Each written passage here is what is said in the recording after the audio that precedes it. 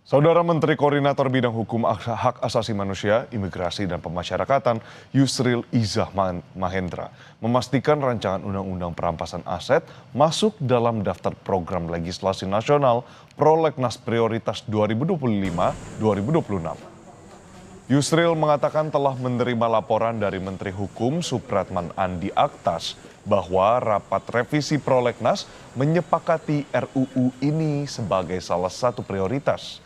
Meski begitu, proses pembahasan akan mengalami perubahan di mana DPR dinilai cenderung mengajukan rancangan baru sebagai inisiatif menggantikan draft usulan pemerintah sebelumnya di era Presiden Joko Widodo.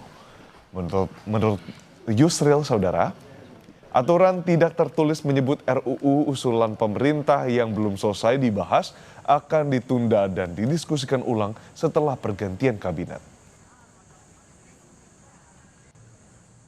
Pak Supratman Andi Aktas sudah melapor pada saya bahwa Prolegnas sudah dilaksanakan, rapat untuk revisi Prolegnas itu sudah dilakukan dan sudah memasukkan pembahasan terhadap rancangan undang perampasan aset itu menjadi prioritas untuk dibahas dalam Prolegnas 2025-2026. Saudara, lebih dari 1 dekade, rancangan Undang-Undang Perampasan Aset untuk mengurangi korupsi tak kunjung disahkan.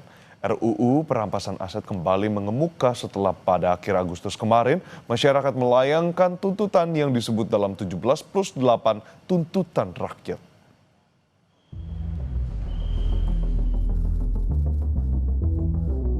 Belasan tahun rancangan Undang-Undang Perampasan Aset yang digadang-gadang menjadi senjata ampuh dalam pemberantasan korupsi bergelut di balik meja politik. Bolak-balik masuk keluar Prolegnas, tapi tak kunjung mendapat payung hukum yang jelas. Kini, pada 2025, RUU Perampasan Aset kembali mengemuka setelah pada akhir Agustus kemarin, masyarakat melayangkan tuntutan yang disebut dalam 17+8 tuntutan rakyat. Salah satunya mempertanyakan kapan RUU Perampasan Aset disahkan. Publik sudah muak dengan korupsi yang masih merajalela. Ini adalah RUU Perampasan Aset. Ini sudah jelas sekali diperintahkan oleh Bapak Prabowo gitu ya, bahwa segera disahkan RUU Perampasan Aset. Ini rancangannya sudah berjalan selama 17 tahun.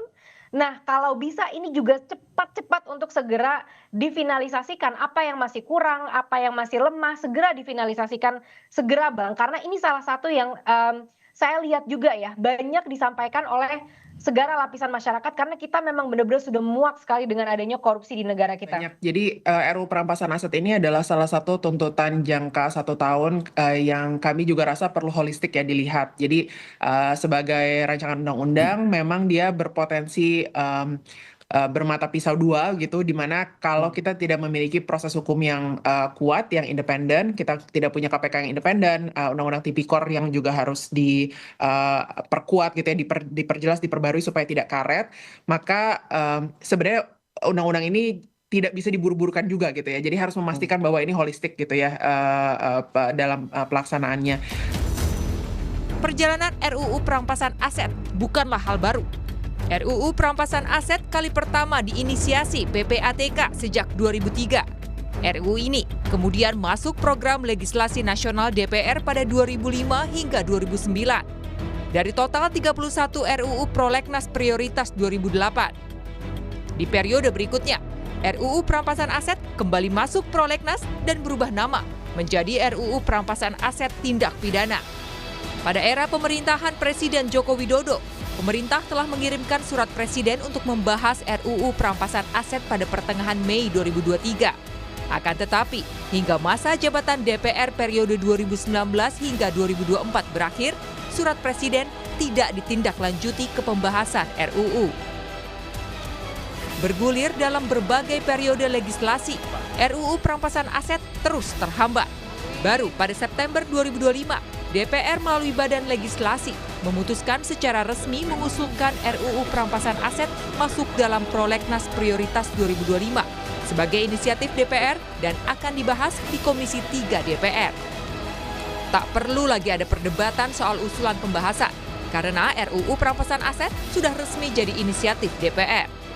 Terdapat 3 RUU yang diusulkan untuk masuk dalam perubahan kedua prolegnas RUU prioritas tahun 2025, yaitu 1. RUU tentang perampasan aset, 2. RUU tentang Kamar Dagang Industri, 3. RUU tentang kawasan industri. Ya, 2025, dan ini tetap sebagai inisiatif DPR.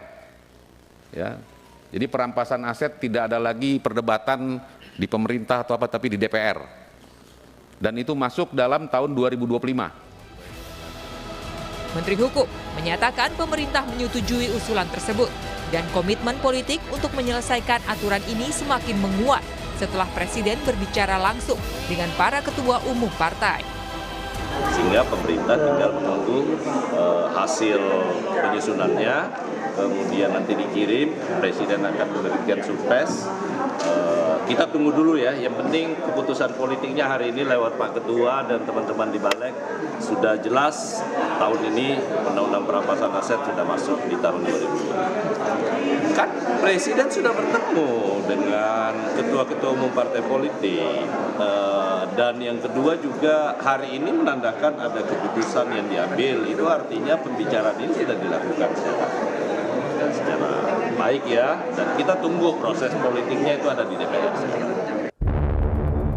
Dalam berbagai kesempatan, Presiden Prabowo Subianto menegaskan komitmennya untuk mengambil alih semua aset negara yang dicuri atau diperoleh melalui korupsi.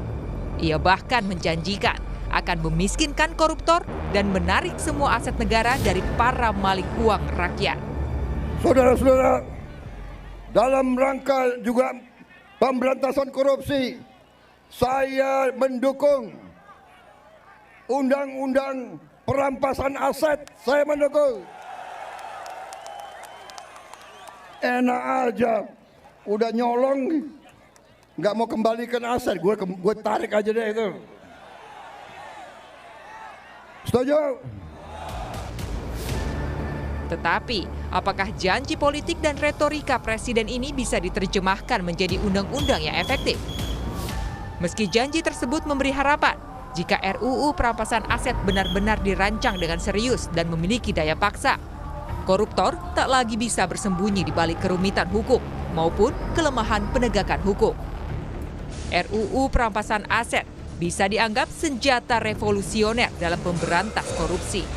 Ya, menurut saya sangat penting, makanya saya sebutkan bahwa RUU Perampasan Aset itu adalah langkah revolusioner dalam rangka salah satunya upaya pemberantasan korupsi.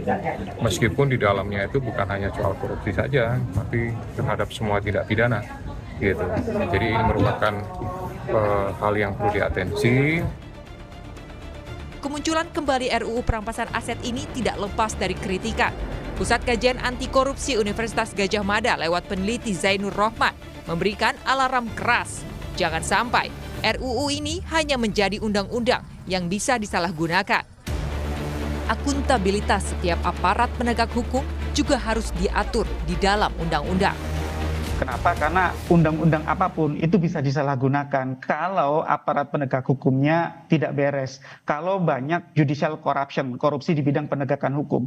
Oleh karena itu menurut saya ada dua langkah. Yang pertama, di dalam rancangannya sendiri, di dalamnya harus ada akuntabilitas setiap tindakan aparat penegak hukum. Harus meminta persetujuan kepada hakim atau pengadilan sehingga tidak kemudian semaunya sendiri mudah menyalahgunakan kewenangan. RUU Perampasan Aset bukan sekadar naskah hukum. Jika terus ditunda, koruptor terus merajalela dan rakyat tetap merana. Maka pertanyaan yang terus mencuat, kapan RUU Perampasan Aset disahkan? Tim Liputan, Kompas TV. Terkait soal rancangan Undang-Undang Perampasan Aset, Presiden ke-7 Republik Indonesia Joko Widodo menyebut bahwa dirinya di masa kepemimpinannya sudah 3 kali mendorong RUU Perampasan Aset segera dibahas DPR. Jokowi bilang dengan undang-undang itu harta koruptor bisa dirampas negara. Sangat bagus kalau RUU Perampasan Aset segera dibahas. Dan itu juga menjawab keinginan publik, keinginan luas publik untuk segera diselesaikan RUU perampasan aset. Urgensinya apa sih Pak untuk UU perampasan aset ini disahkan? Pemberantasan korupsi itu kalau